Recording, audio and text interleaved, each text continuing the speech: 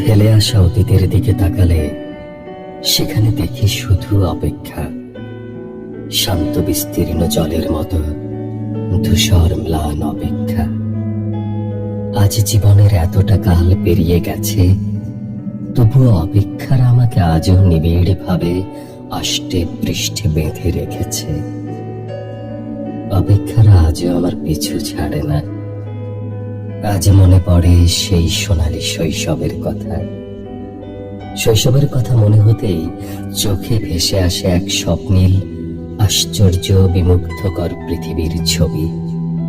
অজানাকে জানার আনন্দে আমি তখন হতাম বিস্ময় বিহ্বল। পুরো পৃথিবীটাই তখন ছিল অপার বিস্ময়ে ভরা। সেই বিস্ময়ে ভরা পৃথিবীর তুলনায় আমি ছিলাম খুবই ছোট। তার জন্য দরকার তাড়াতাড়ি বড় হওয়া। যে করেই হোক পুরো পৃথিবীটাকে হাতের মুঠোয় পড়তে আমাকে তখন তাড়াতাড়ি বড় হওয়ার ঘোর নেশায় পেয়ে বসলো। আর শুরু হলো বড় হওয়ার জন্য অপেক্ষার পালা।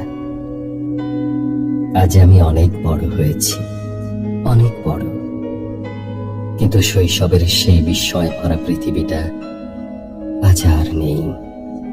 হারিয়ে গেছে কবেই সেই স্বপ্ন মুখর বিস্ময় মুখর আশ্চর্য ভুবনটা। শৈশবের সেই পৃথিবীটাতে আর ফেরা যায় না।